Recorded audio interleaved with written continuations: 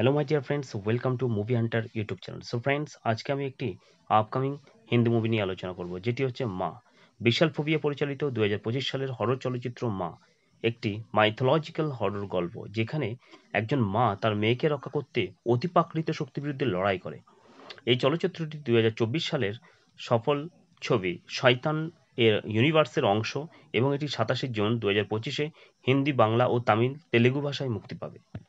মুভিতে যারা প্রধান চরিত্রে অভিনয় করেছেন তারা হচ্ছেন কাজল, রনিত রায়, ইন্দ্রনীল সেনগুপ্ত, জিতিন গুলাটি, খরিন শর্মা, আরও অনেকে। রাতের অন্ধকারে গভীর জঙ্গলের মধ্য দিয়ে একটি গাড়ি চলছে। গাড়ির ভিতরে একজন মা, তার নাম হচ্ছে অঞ্জলি, অর্থাৎ ওরফে কাজল। তার সঙ্গে 12 বছরের একটি মেয়ে আরু। তারা শহর থেকে দূরে একটি শান্ত গ্রামে এসেছে, কিন্তু এই গ্রাম শান্ত হলেও এখানে কিছু ভয়ঙ্কর গোপন রহস্য লুকিয়ে আছে। অঞ্জলি শহরে এক কঠিন অতীত থেকে পালিয়ে এসেছে। সে চায় তার মেয়েকে নতুন করে জীবন দিতে, নিরাপদ জীবন। কিন্তু সে জানে না যে সে যে জায়গায় এসছে তা কোনো সাধারণ গ্রাম নয়। অঞ্জলি আর আরও এসে উঠল এক পুরনো বাংলোয়, যা আগে এক সন্ন্যাসিনীর আশ্রম ছিল। গ্রামের লোকেরা ভদ্র হলেও যেন কিছু লুকাচ্ছে। কেউ কথা বলার সময় চোখে চোখ রাখে না। রাতে হাওয়ায় কাঁপন ওঠে, পেছনে ছায়া চলে। কিছুদিন পর আরু গ্রামের স্কুলে ভর্তি হয়। প্রথমে সবকিছু স্বাভাবিক মনে হয়, কিন্তু একদিন স্কুল থেকে ফেরার পর আরু এক অদ্ভুত কথা বলে। মা, আমি এক মেয়ের সাথে বন্ধুত্ব করেছি, ওর নাম রশ্মি, কিন্তু ও কোথায় থাকে বলবে না। অঞ্জলি একটু অবাক হলেও পাত্তা দেয় না, ভাবে হয়তো কল্পনা।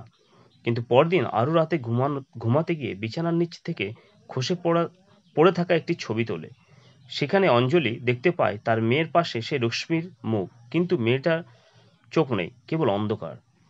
গ্রামের পুরনো মানুষেরা অর্থাৎ মানুষ থেকে অঞ্জলি জানতে পারে এই জায়গায় এক ভয়ঙ্কর ইতিহাস রয়েছে। 50 বছর আগে এই গ্রামের এক কালী সাধিকা থাকতো। নাম ছিল মায়া।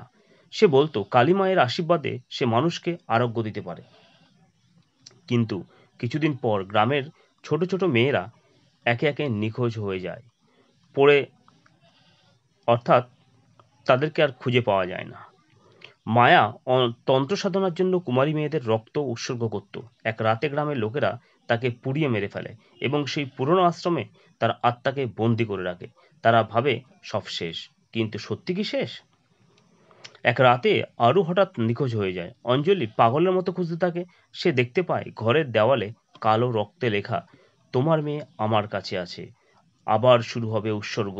অঞ্জলি বোঝে যে অতীতকে সে বিশ্বাস করেনি তা এখন বাস্তব। সে যায় পুরনো আশ্রমে, যেখানে এক অদৃশ্য ছায়া তাকে বারবার ফিসফিস করে বলে, তুমি একজন মা, তুমি কি কালী মা হতে পারবে? তখন থেকে শুরু হয় এক মায়ের লড়াই, এক দৈত্যের বিরুদ্ধে, এক কুসংস্কারের বিরুদ্ধে এবং নিজের ভিতরের শক্তির বিরুদ্ধে।